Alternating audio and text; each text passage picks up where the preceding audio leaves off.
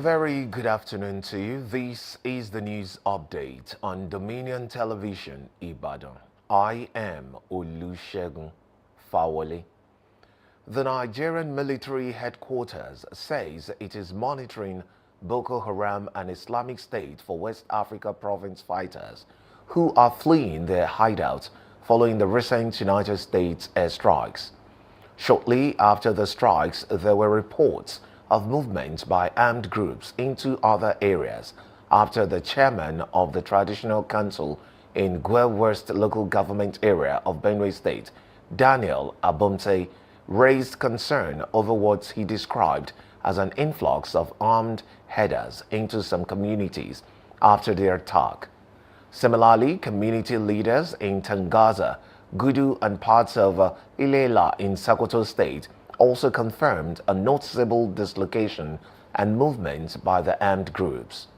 However, senior military officials who recently spoke with news correspondents said the military was tracking the movement of the terrorists, with another official assuring Nigerians that intelligence, surveillance and reconnaissance operations were ongoing to monitor the situation. Opposition to the implementation of Nigeria's newly enacted tax laws has intensified as the Minority Caucus of the House of Representatives and the National Association of Nigerian Students, NANS, demanded an immediate suspension of their rollout, while a Federal Capital Territory High Court ordered accelerated hearing in a suit challenging the authenticity and proposed commencement of the legislation on January 1, 2026. The Minority Caucus concerns was triggered 2 weeks ago when a People's Democratic Party lawmaker, Abdulsamad Dasuki, informed the House during plenary that the tax acts passed by lawmakers were not the same as the copies later gazetted by the federal government.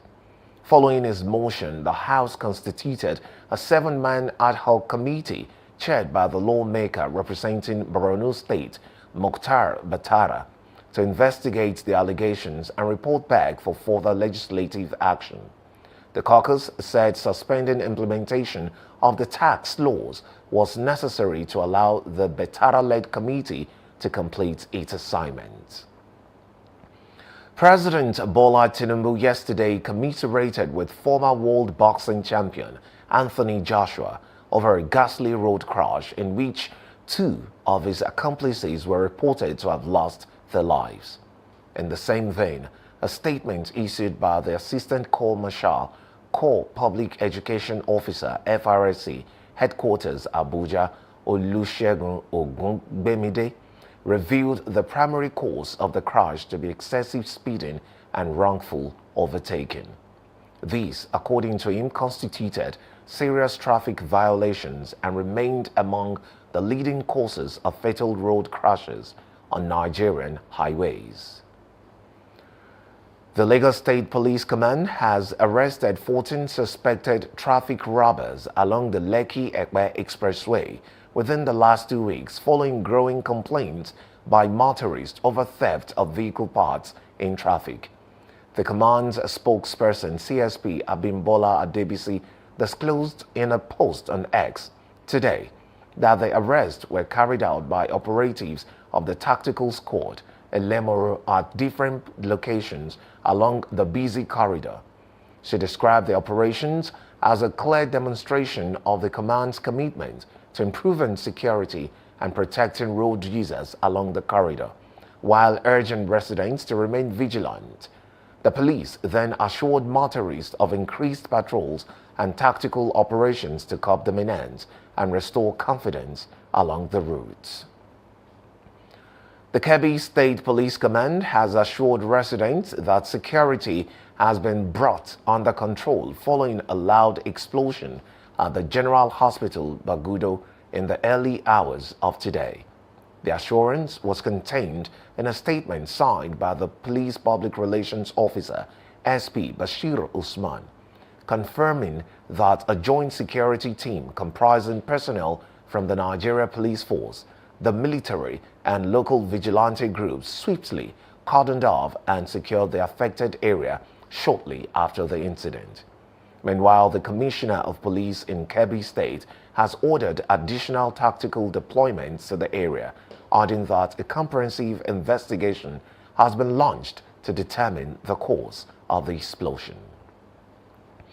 And now to the foreign scene.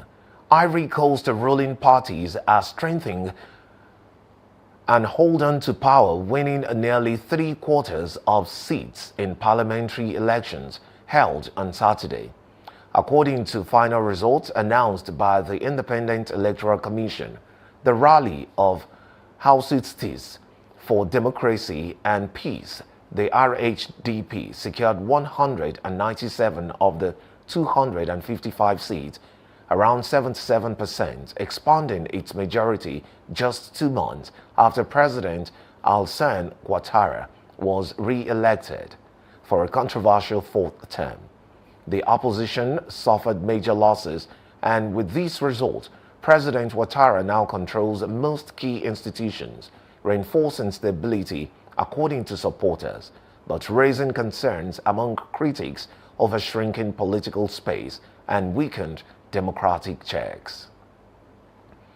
Jailed former Malaysian Prime Minister Najib Razak has filed an appeal against his conviction on corruption charges related to the multi-billion-dollar 1MDB scandal, which saw him sentenced to an additional 15 years in prison, according to his lawyer.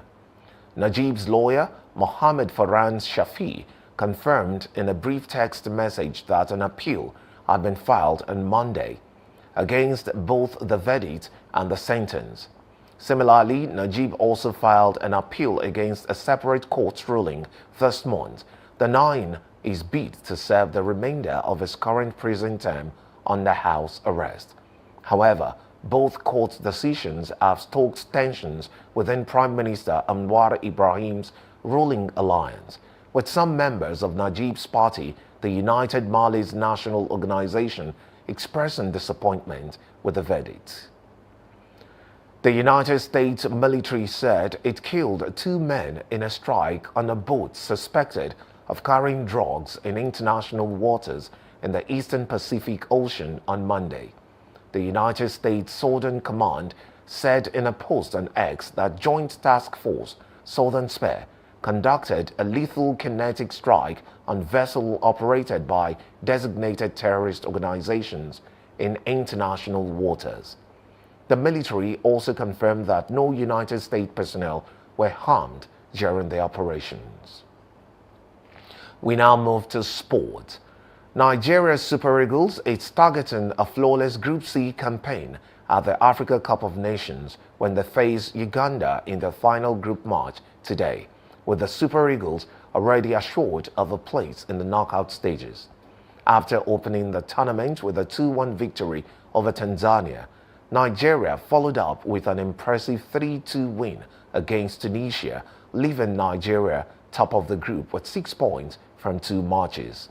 The Super Eagles have been preparing away from the spotlight in Fez, Morocco, a choice head coach Eric Shell says has helped his squad stay fully focused. As Nigeria chase perfection, Uganda will be playing for survival in what promises to be a decisive Group C encounter. You can visit our website on www.dominion.org.ng to watch us live and interact with us. You can also follow us across our social media platforms: Facebook, Instagram, TikTok, YouTube, and LinkedIn at Dominion Broadcast, and on X at Dominion Cast. And that ends the news update on Dominion Television. I am Olusegun Fawale. Thank you for watching. Good afternoon.